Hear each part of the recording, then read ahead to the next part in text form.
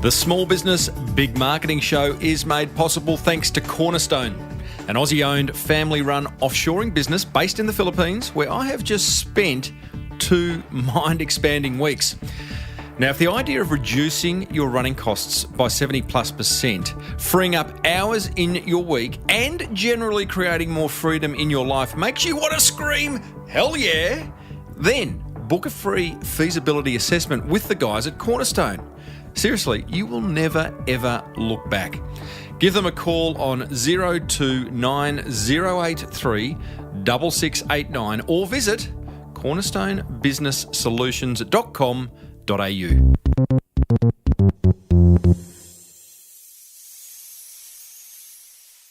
After escaping the cubicle in 2008, Stone & Wood's Jamie Cook is a self-confessed corporate refugee. One who's gone on to build the largest privately owned brewery in Australia, which also happens to brew my favourite beer ever. Yeah, I said, welcome to a small business marketing show, where successful small business owners share their souls to take your marketing straight to the lead. Now, here's your host, Mr. Timbo Reid. And welcome back to the Small Business Big Marketing Show. I am your host, as per always, Timbo Reid, but you, so much more importantly, you are a motivated business owner ready to crank out some great marketing to build that beautiful business of yours into the empire it absolutely deserves to be. That's what we've been doing around here for 355 episodes. Today is no different. If you are new to this world, welcome. Big hugs. If you're back for your however manyth time, love your work. Thanks for sticking with us. I hope it is having a profound effect on that beautiful business of yours. Hey, big show today. Jamie Cook, co-founder of Stone & Wood, Australia's largest privately owned brewery, shares some unbelievable insights into taking risks, managing crazy growth, and some pretty solid brand building strategies. By the way, guys, just between you and I, Stone & Wood, it's my favourite beer in the world. So there's a little bit of a fanboy warning on this interview. I get a little bit gushy. Hey, I share another low-cost marketing idea, which I call Staying Alive, my Staying Alive content strategy. I think you're going to like that. And we go back into the archives, into the vault, revisiting a chat I had with my personal mentor, Mr. Motivation himself, Keith Abraham.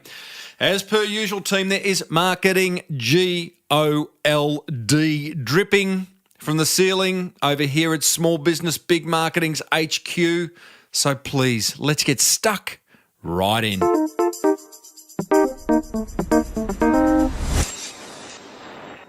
Hey, thanks to everyone who has booked their seat so far on my upcoming 4th Create Freedom Through Outsourcing tour to the Philippines on May 1 to 3, 2017.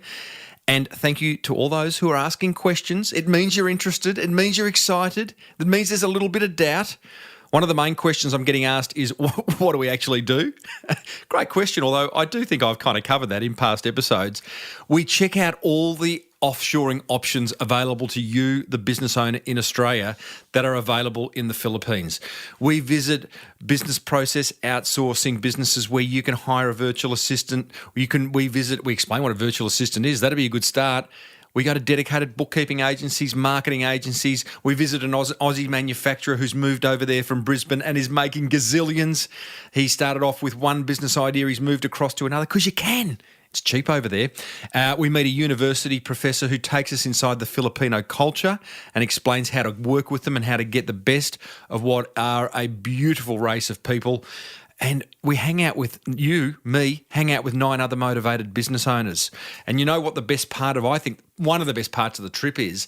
It's the bus time between visits, where we talk about our businesses, we share our fears and our excitements around our businesses, and we help each other along the way. You're going to get a lot of time with me to help resolve all your marketing questions. We have a lot of fun. There is karaoke involved. My go-to karaoke song, Living on a Prayer by The Jove, or Bed of Roses. Don't mind Bed of Roses by The Jove, but we have a lot of fun. You want to find out more, head over to smallbusinessbigmarketing.com/tour, or ring Cornerstone on 029083 6689 and book your spot. Seats are limited. Small bus, small group, lots of fun. Coming up after this interview, I share 3 ideas that grabbed my attention. Plus, I've got another low-cost marketing idea for you that is going to breathe new life into your helpful content. But first, let's meet today's successful business owner. I was very excited about this. Jamie Cook, co-founder of Stone and Wood, the largest privately owned brewery in Australia, based, guessed where? In beautiful Byron Bay. I know, it's kind of weird, isn't it? Bit of a Byron theme on this show of recent months. Why shouldn't there be? It's a beautiful part of Australia. Stone and Wood's Pacific Ale also happens to be my favourite beer of all time. So there is a little bit of fanboying going on from my end during this interview. Get over it. We're all allowed to get excited about certain brands. This is one that I love. Now, I know what you're thinking. Didn't we just have a brewery owner in Peter Fielding from Burley Brewing on a couple of episodes ago? What makes this guy any different? It's a good question. It's a really good question. Firstly, I think these little breweries are doing some really cool marketing, and they really do get the power of branding. We can learn a lot from them. Secondly, Jamie's a really smart operator. Thanks to strong business focus and massive respect for marketing, big lesson there, Stone and Wood have a turnover of $60 million a year and a sales volume of 12 million litres annually, which is pretty good given the insanely competitive marketplace that beer is. Oh, and did I mention I love Stone and Wood? So grab your journal and a cheeky little pale ale if you have one on hand, because there really is golden hops dripping from the ceiling of this interview. Sorry, bad dad joke. I started off by looking Jamie glowingly in the eye and asking him how this wonderful brand started. Yeah, it started back in 2008. The business started operating, but it was a couple of years before that. The 3 of us, myself, Brad Rogers and Ross Jurisic, had been working at the big breweries for a while, and I'd been brewing most of my working life, and we just really had enough of the whole corporate lifestyle and all the garbage that came with that. So the 3 of us sort of became corporate refugees. After talking about it for a couple of years, we decided it was either we had one of those moments where you either do it or get off the pot, so to speak. So we said, well, we're going to go and do this. We'd been in the brewing industry for a number of years, all of us collectively, and had complementary skills. So we decided we want to start our own brewery. We sort of looked at where we wanted to do it. We had a sort of geographic scope between Ballina and Noosa, and we kept coming back to Byron as just being the place to do it. And I guess a lot of people ask us over the years, why Byron? And we always say, why not? Yeah, that's exactly the answer we usually give. Hey, tell me, before hold your thought there, because corporate refugees, you're not the first. You've got 2 mates who are feeling the same. There's a lot of listeners. It's funny, I always say the listeners of this show are small business owners, but I know there's also a lot of wannabe cubicle escapees. What was giving you the shits in corporate? Yeah, oh, geez, that's a long list. What was at the top of it? Yeah, I think the top of it was actually lack of security. It's a funny thing. People say you work for a big corporate, it's quite a secure, you've got a job for life, so to speak. But the revolving door and the reorganisation of the place every 12 to 18 months was a point where, we were paying a lot for security because there was actually a lot of insecurity in everybody in the business. So, we thought we're probably just as secure doing our own thing. That was probably the first one, security. The second one was just the politics, and big businesses. Unfortunately, as big businesses merge and acquire things, they get bigger and bigger. They get to a point where they actually just end up doing business with themselves and forget about their customers, the drinkers. Everything else out there just becomes almost a sideshow, and it's actually about doing business with yourself, and that just becomes so frustrating and to be part of that sort of system. You and your two business partners, you've all been in corporate. Have any of you got small business experience? Not really. I think we've had, over the years, a couple of us might have sort of done a few things. Many years ago, I started a little business, but my wife got pregnant and we sort of pulled the handbrake on that point, and I went back into working for somebody. There you go. Back into the insecurity of working for someone. That's it. Exactly. Figure that out. I love that. That was a long time ago, though. What was your, therefore, beautiful. None of you have got small business experience, but you all decide, what, we're going to start one. What was your greatest fear before launching Stone and Wood in 2008?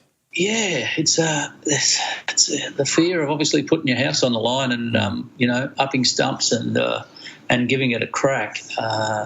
I guess the fear of the unknown a little bit. I mean, we had a very strong vision and business plan, and there was some almost inevitability about that we thought we were going to succeed. Obviously, you don't go into it if you don't think you're going to, but yeah, what was going to come up and how we were going to react to things that come up along the way, I guess, was probably some of the big fear.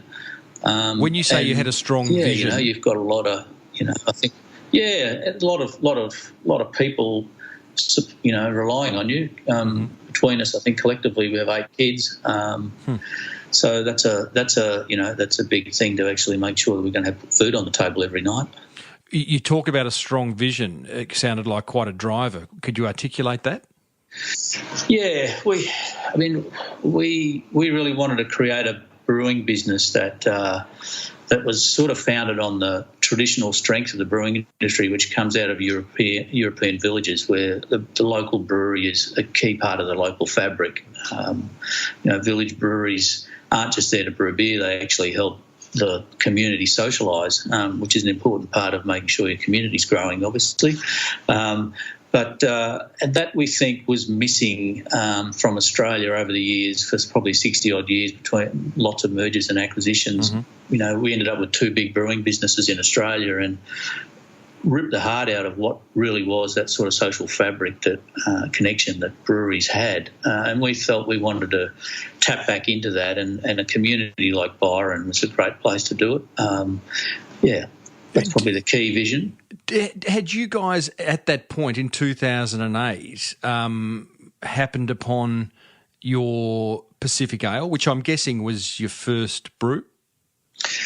Yeah, because that's the big ticket, isn't it? That's the thing that's kind of launched Stone and Wood, right? Yeah, that's sort of our flagship. I guess that beer came out of in the 12 months between us finding a site and then designing the brewing equipment and waiting for that to be built and shipped over to Australia.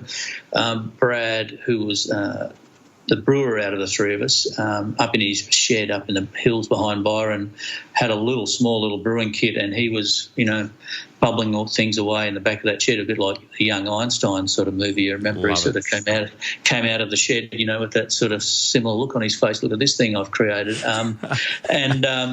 and really what we were looking for then was a beer that really would capture what drinking beer in this part of the world was all about. Can I just understand that? Because so you've left your corporate jobs, you've gone, said we're starting a brewery in Byron, we are going to get some real estate and get all the plant and equipment going. At that point, you are yet to actually identify your flagship brew? Yeah, correct. Yep. Is that not us about, or am I missing something? No, that's pretty typical in brewing. I mean, a passionate brewer. You're all bloody artists, aren't you? Yeah. I mean, we backed ourselves that we would be able to brew good beer. Brad was a very well-renowned brewer and had been a beer judge all around the world, and he could see what was going on in the industry in terms of flavour evolution and all that sort of stuff, and ingredients coming to the fore, new hop varieties being grown, etc. So no, we always knew that we were going to brew what styles of beer we were going to brew. We certainly knew that. And in between the equipment being designed and it arriving, we were able to fine-tune what the beer was going to be before the kit was put together, and we were able to start brewing. Jamie, I promised my listeners I wouldn't get too gushy because I'm a bit of a Stone and Wood fanboy, but just tell us about that moment when you realised that was the beer that was going to launch the brand. Yeah, it goes back to probably the idea that that beer was trying to tap into as the key thing, I guess. We could have just knocked around and created a beer that we all loved the flavour of, but it was more about that beer needed to fulfil an idea, and that idea was that the occasion, that classic Byron occasion where you've been swimming at Main Beach, you walk across the beach into the beer garden and have that first beer as the salt water's drying on your back, and that refreshing moment. And that's what we wanted to brew a beer for. So all our focus was on producing a beer that fulfilled that occasion. And when Brad eventually, was happy enough with the beer that he wanted to show us, it's certainly, this was in his shed in Eureka.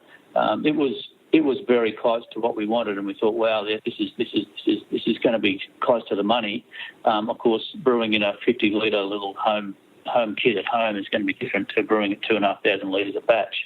So once we got the brewery and put it together, and the first brew that we put through, it was very, very close. It was about 85% right, we thought, and almost there. Those hops were starting to come through beautifully. Those great fruity hops that really sort of sing that beer.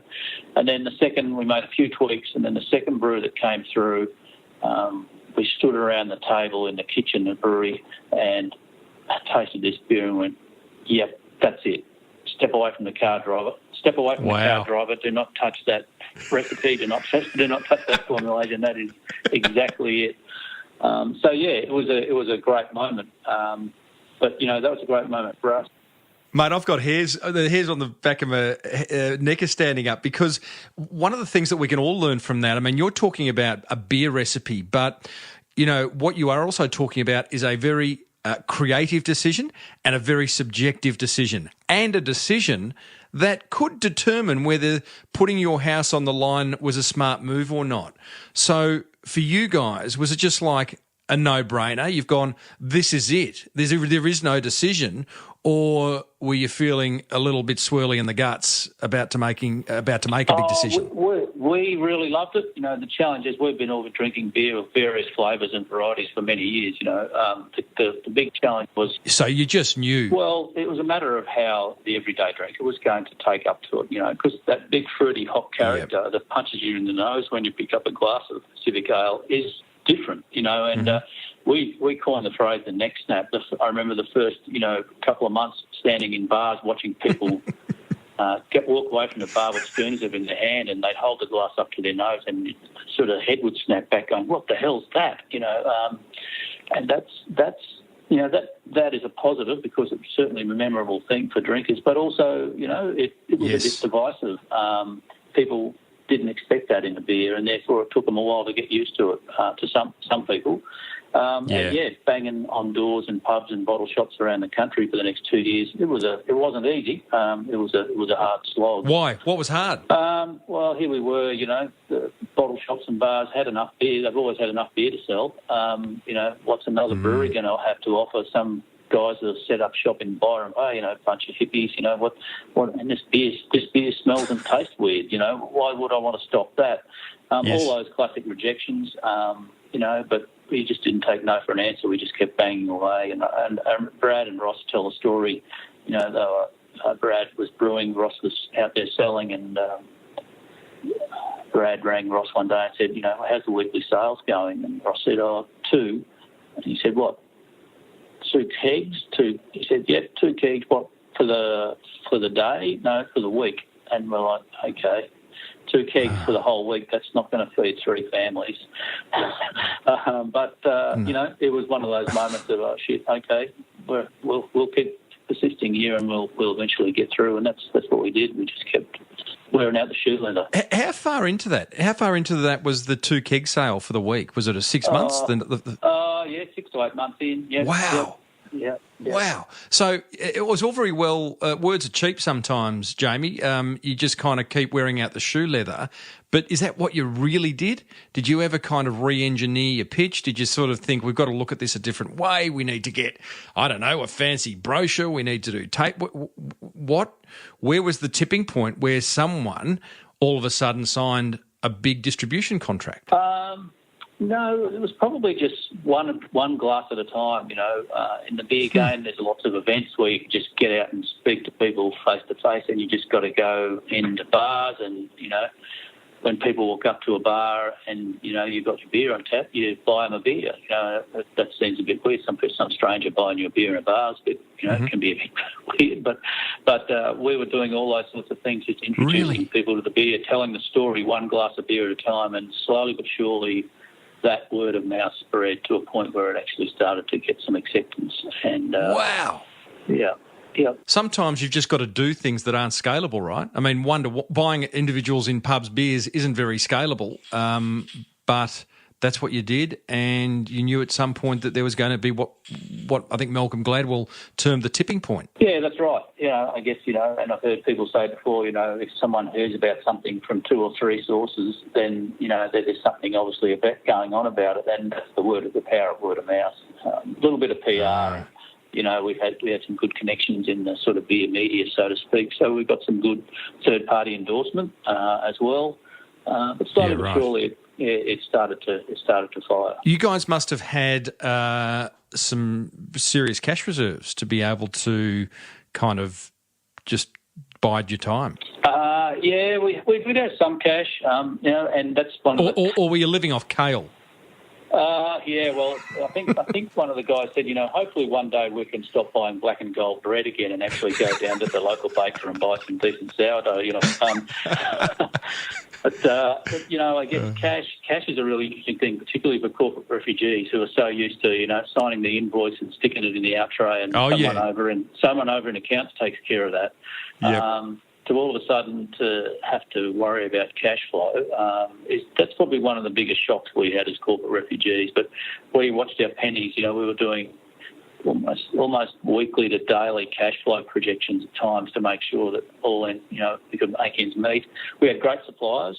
We really reached out to our suppliers who believed in us, and they helped us out in terms of trading terms. And to this day, they're still our suppliers, and we never forget those days where they really helped us out through that. So that's an important piece. But obviously in beer, one of the challenges of cash flow is we pay excise tax within 7 days of the beer leaving the brewery. So every Monday you have to pay excise, which relates to about 20% of the wholesale price of beer.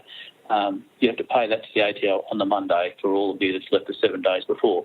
You might have only just moved it to a warehouse or into a wholesale or to a retailer, but they probably aren't going to pay you for another 14 to 28 days. Wow. So that's a pretty hard thing on cash flow as well. But you just got to be very disciplined. Cash is one of those things you have to be really focused on. Yeah. We certainly had some tough times, but got through it. And once it started to fire, we couldn't hold on. It was demand we couldn't meet. Well, tell us about that, not being able to hold on. Because I actually, before you do, because you operate in such a crowded marketplace, can you wrap some numbers for listeners around where you are at now, where Stone and Wood is at now, and then let's kind of backtrack to when the rocket ship took off. So can you talk revenue? Can you talk staff? Just somehow paint a picture of Stone and Wood's success today. Sure. Yeah, I think from a revenue perspective, this year we'll do about $60 million in turnover. In volume, that sales volume, which is sort of the way in brewing industry we sort of measure things, we'll do around about 12 million litres of beer this year. And we have about 100 people in the Stone and Wood business now, permanent people, and so that sort of gives you an idea of scale within the 9 years of operating, I guess. How does that make you feel? Really, really comfortable. There's good people in there doing the things that we all tried to do and did from the start. But now there's a great team of people that really do every day and really make the business sing, and they're going to grow it going forward. So certainly gives you a sense of pride. But going back to that 2008, did we ever think we'd get to that? I guess we had some sort of vision that we'd like to be a strong regional brewer, and that meant serious volume and serious scale. The three of us going into business with three families means that you have to get scale. Otherwise, you're going to have three very core families. But if you want to grow the business and make it sing commercially, then you have to have scale in mind from day one, because you can't just have three families in something just to have a job. No. How do you manage that? You've got two partners, so there's three partners in the business. Each one of them, it sounds like, has wives. You guys must have had a really strong friendship before starting the business. Yeah, that's a question we get asked a lot, and I think, yes, we were friends. I think the differentiator is, though, that we were workmates. And I think that's a big thing to think about when you hear all the horror stories about people getting into business with their friends. And my sort of advice to people is, mate, is if you never work with somebody, you don't really see a whole side of their life. And just because they behave the way they do with you as a friend, because they've known you over the years, is maybe not how they behave when they're in the workplace. So the fact that we'd worked together for a number of years before doing this, we knew how each other operated, how we operated, where our strengths were, where our weaknesses were. So we covered that pretty well, almost intuitively. And then make sure we've got some space outside, because we spend a lot of time together in the workplace. You need to have some space outside of that. So it's getting that right balance. But certainly, the family sort of stuck by us. There was some rolling of eyes, I'm sure, in behind the scenes for a long while. But Now, let's talk about remaining independent, Jamie, because I went into a Dan Murphy's a couple of months ago. For overseas listeners, Dan Murphy's is the biggest beer and wine retailer in Australia. They don't stock it. You have refused to kind of go down the path of selling out to a big brewery chain like a Carlton and United, or whatever. What's the Japanese one, Sapporo, or any of those. Kieran, you have remained fiercely independent and fiercely local. What does that mean, and why have you done it?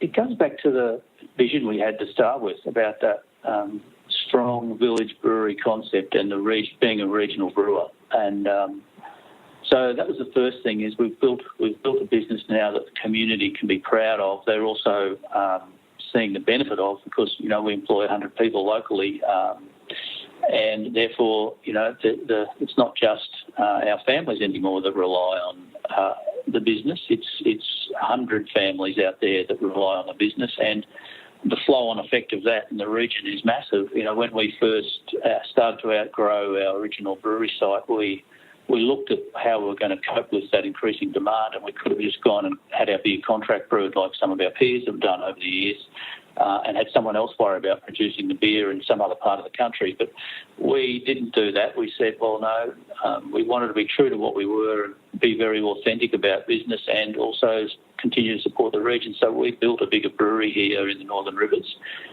knowing that reinvesting that money back into the local region is going to continue to pay off and continue to help support the region. So really, we're a regional brewer where we've got a lot of stakeholders in the region. So selling out isn't something that really something we're going to be too concerned about when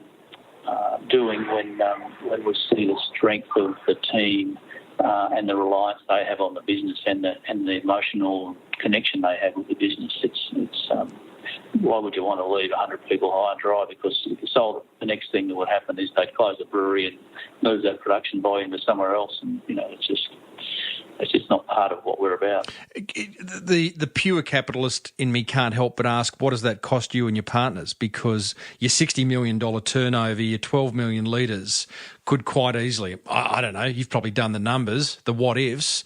Could it be $600 million turnover and 12,000 million litres if you have chosen not to remain independent and local? Yeah, look, that's a really good question. There's a number of ways to approach that. The first one is, I guess, about how fast you grow, and we have grown pretty quickly and put a lot of strain on the team over the years. And probably for the last 18 months or so, we've actually put the brakes on and slowed the business growth down.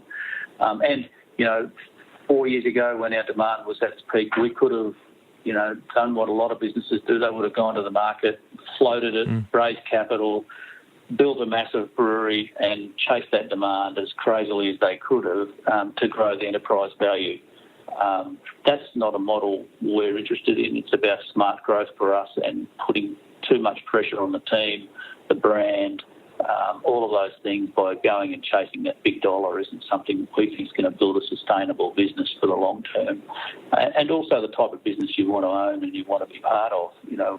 We love the scale of 100 people. It could probably grow a little bit more, but you don't want to probably get too big where you lose that personal connection with the people. You can walk through the business and know everybody's name, who their partners and wives are, their kids, what they're into out of work. All those sort of things are really important to us. So that's a key part of it. As long as the business is providing us with the things that we look for, and it's great to have a nice income, but also the connection with people in the business, the lifestyle that this industry can provide. It's a great industry to be in. What other industry can you actually say I'm jumping on a plane and flying to Denver in a couple of weeks to do some research into beer and then head off to DC for a conference and that sort of stuff, and have to drink beer every day to as part of the trip. I love it, mate. So what you're sort of saying is like it comes almost down to that question of how much is enough. You've created a wonderful business. You love your product. You're employing 100 people in the community. You're supporting their families. You can only drive so many Ferraris, right? Well, that's exactly it. Yeah, and we're not that sort of people. We drive pretty simple cars. We live in pretty simple houses. For us, it's part of our motto for some time has been keep it simple, less is more, that sort of stuff, and take it slow. Yep. And we're really into that stuff. It's Have you had many of the big boys knocking on your door with rather large checkbooks? Oh, the big novelty checks are probably out there. And we have had conversations over the years with people trying to wave big novelty checks under our noses, but the reality is you look back at what you've created and you just can't see that as a future for the people in the business. And also, what the hell would we do? You got to do something right. So you might as well run a brewery in Byron Bay. Yeah. Oh well, it could be worse. It could be a lot worse. Tell me, you have a very strong focus on stakeholders. You have a program called Ingrained. Is this one and the same? Or No, there's a few things going on there. So our stakeholders is something that we've sort of started from a couple of years into the business when the three of us had a team day, and we said we need to get the whole team together and talk about planning for the next 12 months. And then we realised there were 16 people in the business, and we went, bloody hell, where did all these people come from? So that sort of woke us up to the fact that, the vision and the dream of three guys quitting their corporate gigs and going to work start a business in Byron Bay is a great dream for us. But what about these 16 people? What motivates them to come to work every day to bring our dream to life? That's not a really great thing for them. So we had to really start thinking about what the purpose of the business could be that is something that was motivating and aspirational for our team and not just us. So we started developing a sort of a purpose approach to things, and so the idea of building a sustainable brewing business that really actively develops and nurtures and embraces and adds value to its stakeholders, and those stakeholders being the communities around the brewery and the community we've built. So the team, the suppliers, the drinkers, the customers, our shareholders. We've got a number of small shareholders that we've brought along the way, the environment and the community. So all of those stakeholders, all those stakeholders are an important part of what we do. So when we make big decisions these days, we go back to that and go, well, where's the value that's going to be created for all of our stakeholders if we're going to do this? So it's a really nice litmus test in terms of the way we develop our strategy and the way we develop the business. And Ingrained is the program that we... Before, hold your thought on Ingrained. I'm just going to challenge you on it. I know I'm going to lose the challenge, Jamie, but you and I have been in corporate, mate. You and I have heard things like stakeholder engagement and, all those motherhood statements. How does the rubber hit the road at Stone and Wood Brewery when it comes to making sure that all those stakeholders you just mentioned really do see value from a decision you make? Yeah, so a lot of printers come and try and sell, undercut our current suppliers, and we go, well, look, at the end of the day, we could save a hell of a lot of money by moving to this new printer. But when we look at our current supplier, they've been with us from day one. They've been providing great service and loyalty all the way. When we're in trouble, they bail us out. They have been a brilliant part of our business from day one, but we've added value to them. They've added value to us as we've grown. So why would we make a short-term decision to go and move to another supplier when these guys have just been doing a great job for us? Love it. Love it. And there's time and time again things like that, and that's the way we try and evaluate decisions. It's the impact it has on each of those stakeholders. Yeah, you could put brass plaques on the wall around the place and have mission statements, all that sort of stuff, but you've actually got to live and breathe it. That's part of the difference. When in a big corporate where you've got thousands of people, it goes back to that thing I mentioned earlier about having 100 to 150 people. There's scale there, and you can really make sure that people understand what you're trying to do. Love it, mate.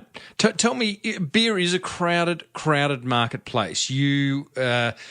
Craft beer in particular, there's boutique breweries popping up.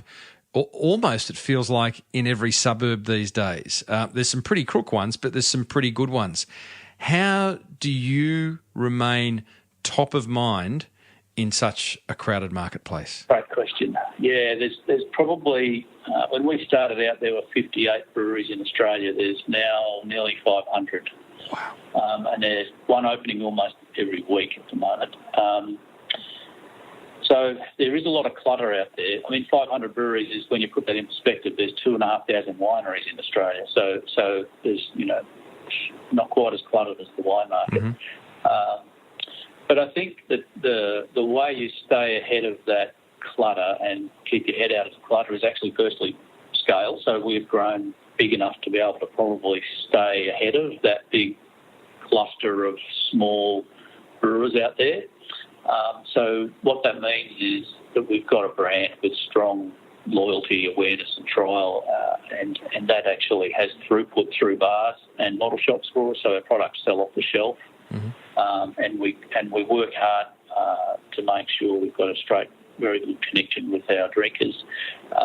How do you do that? That's from a straight line connection from brewery to your drinkers. Is there one particular tip that you can share that allows you to do that? Yeah, social media, I think, is a huge enabler. And we look at social media. When we first started back in 2008, I think those social media platforms have been around. Certainly, some of Instagram wasn't around. Facebook was only just starting off, I think, but to be used by businesses anyway. So we were able to get in from day one and started the journey of building followers and likers through social media platforms. And we've always been very active, very engaged with the people that follow us. If you look at our engagement ratings, they're very high. Not that we try and chase engagement, it's more about just that dialogue that's important to us.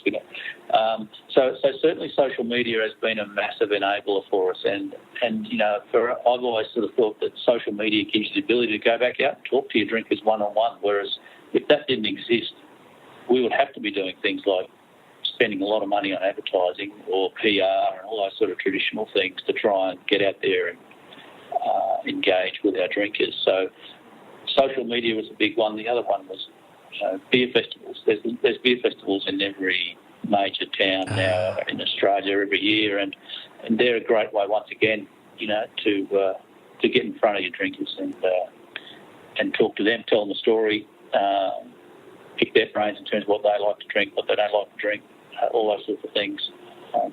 Right. So social media was a big enabler. But the brand is probably the big one. We've always been focused on brand. What does that mean? Well, a brand is how people connect emotionally with you. So what we find is a lot of the smaller brewers tend to be very focused on brewing beer and relating to their drinkers on a rational level. So this beer is brewed with these hops, with this malt, comes from this style of brewing, therefore it should taste like that. And it's a very rational. I mean, there is a group of drinkers out there. Oh yeah, wankers. Yeah, well, there's not many of them, but thank God. But we've always thought about beer as being, the enabler of conversation, not the topic of conversation. So that's the challenge for some of the small brewers is they don't really think about how their brand is different in the marketplace, what it stands for, what position it takes in people's minds, those sorts of things. So we've always been focused very much on having a strong brand, one that's well differentiated, people are very clear about what it stands for. And it's very aspirational, and I think the whole holiday thing at Byron has been a part of that. The holiday in a bottle is a key part of what Pacific Ale is all about, is people drink that bottle of Pacific Ale and it transports them back to the holiday they had or wish they had in Byron Bay. I love it. We talk a lot on this show about storytelling, Jamie, and your storytelling for Stone and Wood is exactly that. You talk about coming off the beach. You talk about coming together with mates.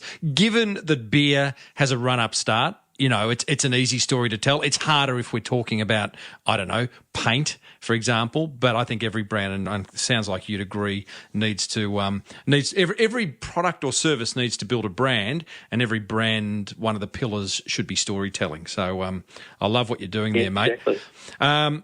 Listen, wrapping things up, I could keep talking to you forever. In fact, I wish I had a Stone and Wood handy, but it's only 10:48 in the morning, so 5 o'clock somewhere. Exactly right. Hey,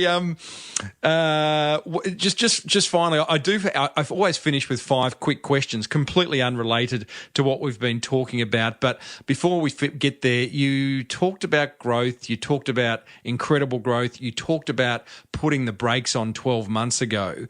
What's one tip that you could give to our listeners about when they are experiencing extraordinary growth? I think you've got to watch the strain that it puts on your people.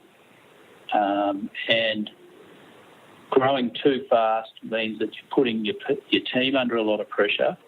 They're probably operating on the edge, so to speak. You're potentially making decisions a bit quicker than you really want to be. And to cope with that growth, you're probably bringing people in that may not be the right fit for your business. But they've got the skills you need at the time, and if you want to continue to grow at that rate, then you need those skills. And also the financial strain of rapid growth. Growth chews up cash very quickly. Growth can be great, but it can also cripple your business. Yeah. See that time and time again. One last question before we get into the 5 quickies. Where did the name Stone and Wood come from? Naming a beer is worse than naming your kids. It's such a difficult job to try and come up with a name. It really taps into the elemental aspect of brewing. Brewing, is very much around natural raw ingredients and, sort of got that same sort of 5 elements feel of air, water, etc. Earth, and Stone and Wood sort of tapped into that for me. Byron's a very natural, earthy, grounded place, so Stone and Wood sort of once again tapped into that. And then as part of that, we actually brew a beer once a year called Stone Beer, which we brew. We heat stones up over a wood fire until they're red hot and tip them in the brew kettle to boil the brew. That's the way brewers used to brew before steam and electricity. So that's a nice little way of, once again, going back to your point about storytelling. It's a way of bringing the story of Stone and Wood to life. It taps into the medieval way of brewing as well. Given you're based in Byron, did you ever consider Stoned and Wood, or was that completely inappropriate? No, there's a lot of people that, when we first started to see that neck snap I mentioned earlier, people were starting to, because it has a very familiar aroma to it. It does. People thought we might have been putting something like that in the beer, but Love it. No, we get all sorts of comments about Stoned or Wood. Oh, well. Yeah. You'd set yourself up for it. Okay, 5 quickies. Here we go. Number 1, who do you admire the most? Oh, wow. I admire business leaders that grow their businesses in a way where they bring the people along for the ride and they nurture and improve the talent in their team, where the leader isn't actually out the front leading the charge. They're actually leading from behind. Yeah, gotcha. Lovely answer. What's on top of your bucket list? My bucket list at the moment is riding a motorbike in the Alps, which I hope to do this northern summer. Wow. Through some of those massive high passes in the European Alps. Lovely, mate. What's the first thing you did when you got up this morning? First thing when I got up this morning was opened my eyes and went, I'm awake. That's a good thing. That's a good start. I'm alive. The brain turns on pretty quickly. My head doesn't stop thinking, unfortunately. My wife tells me that regularly, that, I continue to, my brain's like a machine. It's just when I'm awake, I'm thinking. Are you a poor sleeper? I only probably sleep about 5 hours a night, probably, if that. Yeah. Wow. Yep. And you get by with that, obviously? Yep. Good on you. Who's the most famous person you've ever met? I think I met this bloke at a Telstra event a couple of weeks ago. He runs a marketing podcast. Yeah. Thank you. Yes, excellent question. Let me just mark that one. 10 out of 10. Right. And last question. When were you left speechless? Oh, that's a leading question. When you met that bloke at the Telstra event. Very good. Exactly. Hey, Jamie.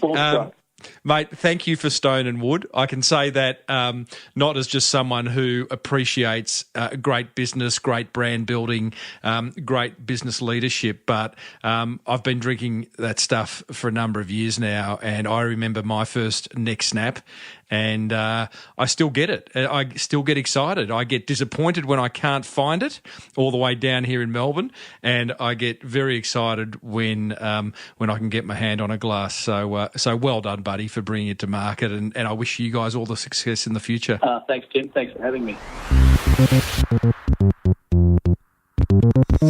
There you go. Jamie Cook, one of the co-founders of Stone and Wood, the largest privately owned brewery in Australia. If you haven't tried their Pacific Ale, don't know what's stopping you. Maybe you don't like beer. I don't know. Hey, coming up, I share my top 3 attention grabbers from that fireside chat with Jamie. Plus, I've got another low-cost marketing idea for you that I think you're going to love. But first, here's a little something to create more freedom in your business.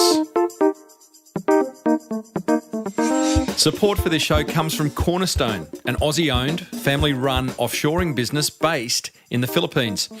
You know, one of the great fears business owners have about offshoring is whether the people are suitably qualified, which may be a little unfounded. I asked Cheska, Cornerstone's marketing manager, to share her background. I was a consistent university scholar. I was a president's lister and a consistent college scholar as well. So I graduated magna cum laude. And That's for the high five, right? Yeah, I know. You've been waiting for that, Tim. Yeah. That was a build-up. Yeah, I know. I graduated magna cum laude and I ranked 2nd in the whole university.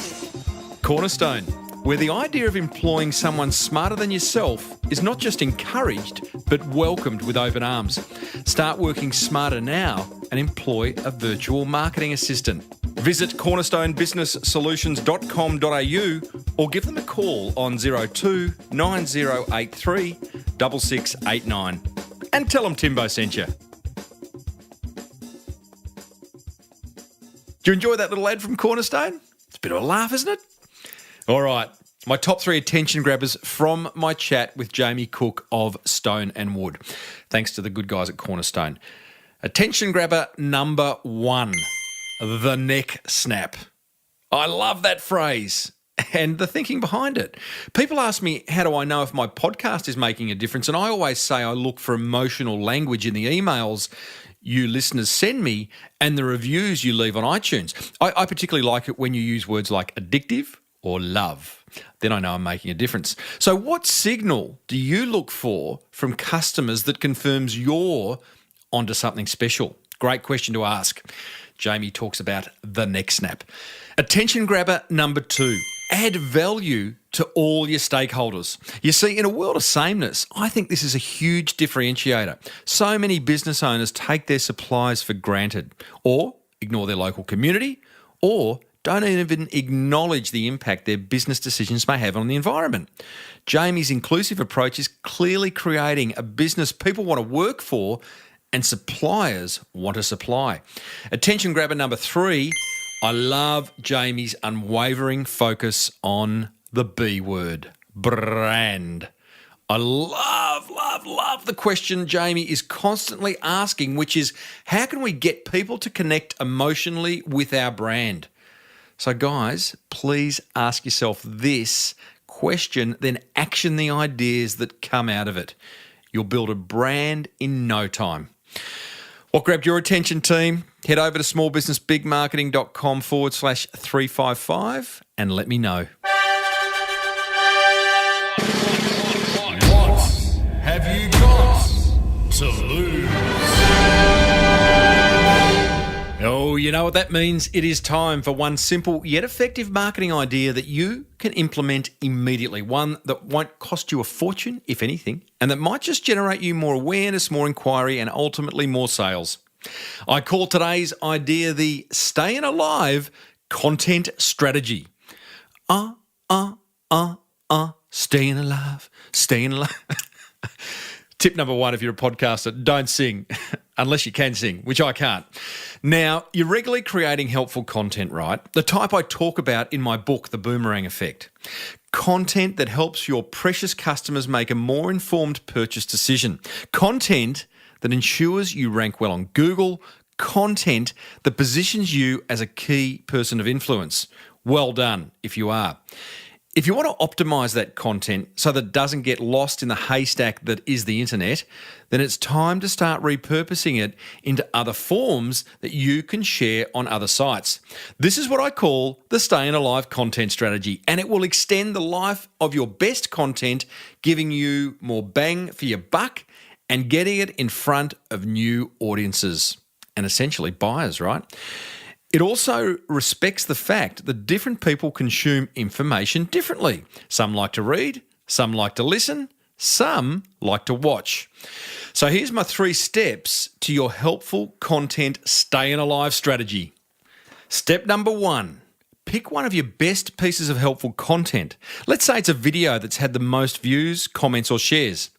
Step 2, make a plan for repurposing that video into at least 3 new pieces of helpful content. You could extract the audio using iSkySoft Video Converter. You could then have that audio transcribed at GoTranscript and turned into a series of written blog posts. You could then pick short quotes from the transcription and design them into social media posters using Canva for Facebook, LinkedIn, Pinterest, and Instagram. Step 3, publish your new pieces of repurposed helpful content, sharing them with your social media followers, email list, and with individuals who you know will benefit from them. And here's the pro tip. Revisit the original piece of helpful content you repurposed and update it to include links to the new content. You'll find links to any resources I mentioned over at smallbusinessbigmarketing.com/355, including a list of 40 ways to repurpose your blog content. And if you'd like help implementing any of the marketing ideas I share in this segment, and there's been plenty, go ahead and join the Small Business Big Marketing Club over at smallbusinessbigmarketing.com, where I will personally support your daily marketing journey. So, what have you got to lose?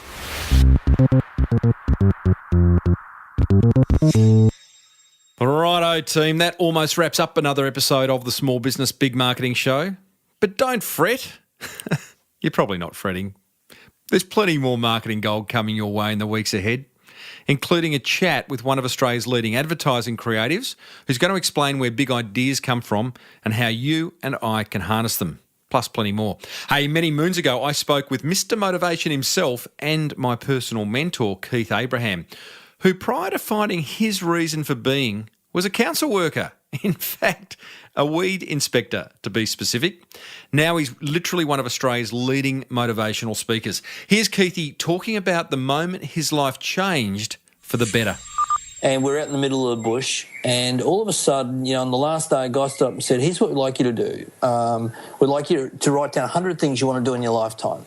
And I thought, I can do that. Because I've had a whole week of people telling me I can be anything, do anything, have anything, or achieve anything. And so I'm suitably pumped up, fired up, jacked up and revved up. And I sit under this shady tree with a clipboard. And I thought, I've got this mastered, I can do this. And I wrote down 6 things and I stopped and I thought, geez, life's going to be short. You meant to write 100? I had to write down 100. And the 7th thing I wrote down, now they gave us 90 minutes to do this. The 7th thing I wrote down in 90 minutes was finish this list. It took me 6 weeks to finish it. I'm on to my 8th list. And to date, Tim, I have been showing people how to start their list of 100. So this is 30 years ago I've been doing this now for.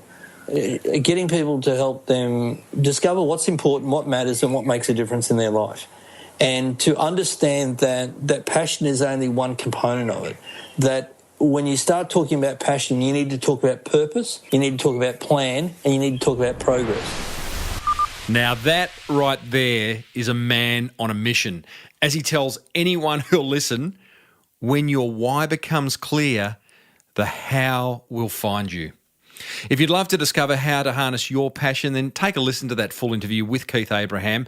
Plus, there's hundreds more over at smallbusinessbigmarketing.com or subscribe free on iTunes. I'd love you to do that. Hey, I'd also love to hear from you. Send us an email, tim@timreid, reid.com.au, or hit me up on Twitter @TimboReid. Be sure to check out Cornerstone if the idea of reducing your running costs by 70+% excites the hell out of you. Or if you want to come on my 4th Create Freedom Through Outsourcing tour to the Philippines in May 2017, I'd love to see you there. smallbusinessbigmarketing.com/tour. You'll find all the information. If you loved the Small Business Big Marketing Show, then let another business owner know about it who could do with a little bit of marketing love. Maybe go and grab their phone and download it for them. Until next week, I'm Timbo Reid. Thanks for tuning in. May your marketing be the best marketing. Bye for now.